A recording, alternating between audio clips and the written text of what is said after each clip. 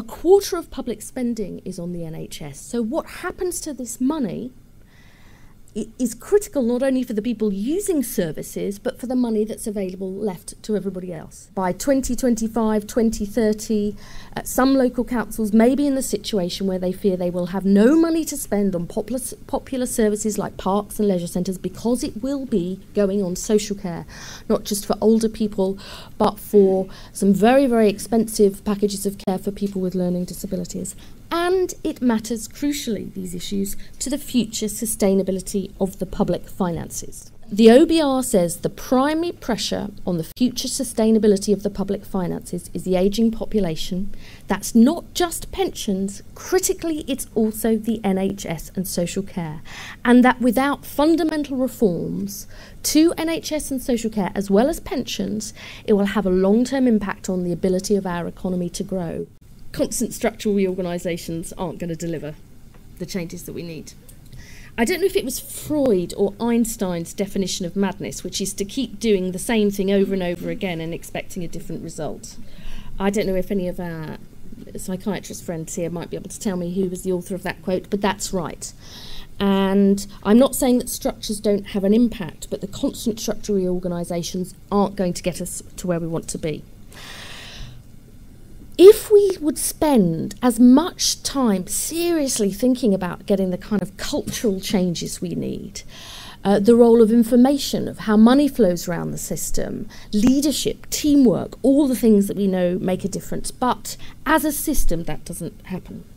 The second thing that always really struck me was how small the patient voices in the Department of Health, in the health policy world.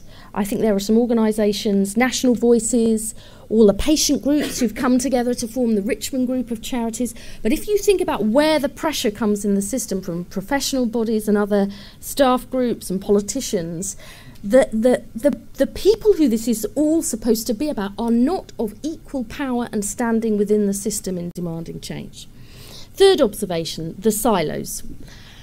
Andy Burnham often says this, and he's right. If you ever within the department got a submission on mental health or social care, it would probably be a surprise, actually. It was always that they were always seen separately, and simply having somebody on the board, a place around, you've got to have a place around the table, but that isn't enough.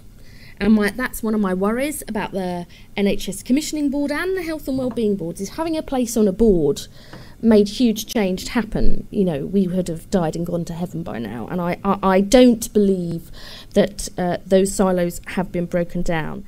When I read the mandate that was published this week, the goals absolutely I would sign up to, but I think what struck me was in a sense how small the proposed changes in order to achieve those goals were, and how unambitious and unradical the government was in its proposals for how we were going to get this vision of genuinely preventative, integrated, joined up health and care and support.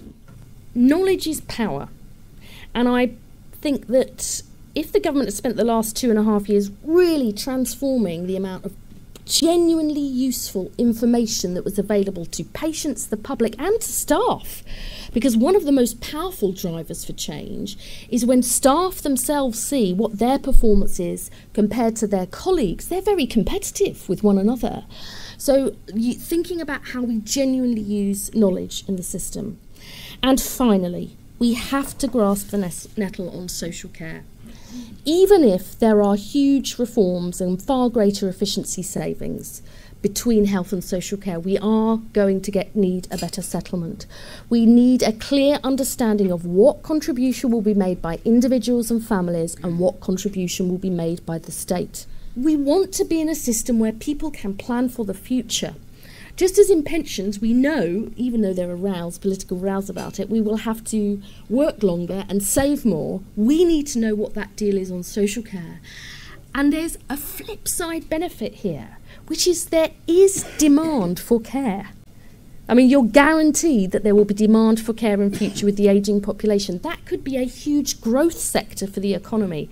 We've got to think differently.